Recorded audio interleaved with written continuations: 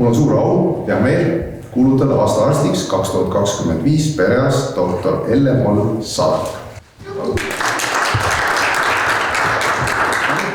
Aasta arst Elle-Mall Sadrak töötab igapäevaselt Laagri perearstikeskuses. Kolleegide ees suutis ta seda uudist saladuses hoida täna viimase hetkeni. Kollektiiv sai sellest teada alles mõned tunnid varem. No ütleme, doktor Sadrakuga jääb kindlasti silma tema kirg ja teotahe ja ta viib seda välja poolega perearstikeskust ja toob seda uut teadmist ka väljapoolt perearstikeskusesse. Nii et väga suur ampluaa siis kannab teda. Aasta arsti valimine on pika ajaloogu sündmus. Sellel aastal toimus see juba 24. korda. Aasta arsti valib Eesti Tervisefond, kuhu kuuluvad väga mitmed tunnustatud arstid ja poliitikud. Valimise põhiraskus on patsientidel endil, sest nemad annavad selle kõige olulisema eelistuse. Seda on tõesti väga keeruline teha. Eestis on väga palju väga heal tasemel arste, empaatilisi arste, innovatiivseid arste, kes töötavad tegelikult palju rohkem, kui töötunnid seda ette näevad. Nii perearstide hulgas, nii spetsialistide hulgas ja meil on iga aasta tõesti väga keeruline.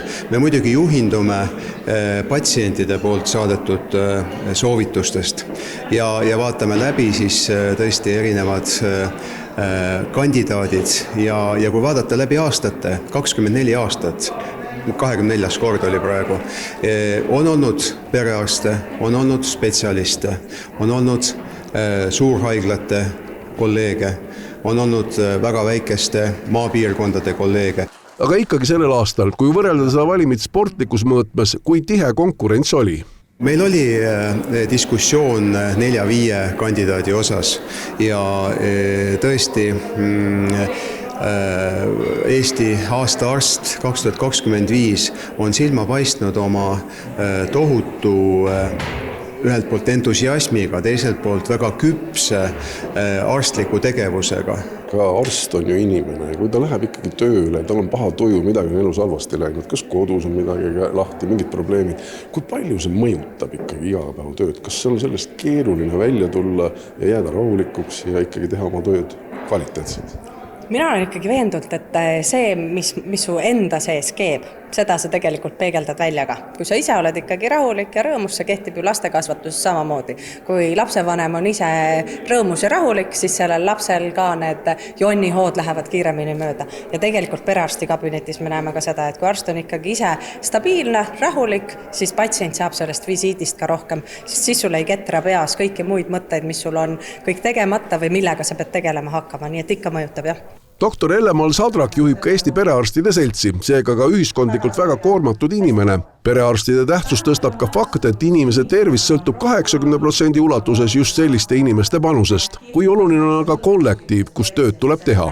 Kollektiiv on hästi oluline, et ma arvan, et kollektiiv on isegi olulisem kui see ruumi väljanägemine ja ruumi paigutus. Kollektiiv mängib rolli selles, et kas sa julged avatult rääkida oma muredest, kas sa julged nõu küsida, kas sa tekib tunne, et sa oled üksinda või on keegi sul selja taga. Ja mina olen õnneks alati olnud kollektiivides, kus ma tunnen, et mul on seljatagune kindel ja tugev ja mind tugevalt toetatakse. Kas te ise ka kuidagi mingisuguse üllatused alla teete, homme või ma ei tea, millal ta tööle nüüd tuleb taas? Ma arvan, et kindlasti, et mõtleme koos kambakesi midagi toredat ja loodetavasti doktor Sadrak on väga õnnelik sellele.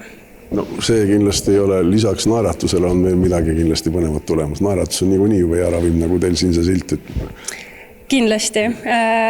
Suure naeratusega võtame kindlasti vastu, aga ma usun, et ka tort ja kallistused ei puudu.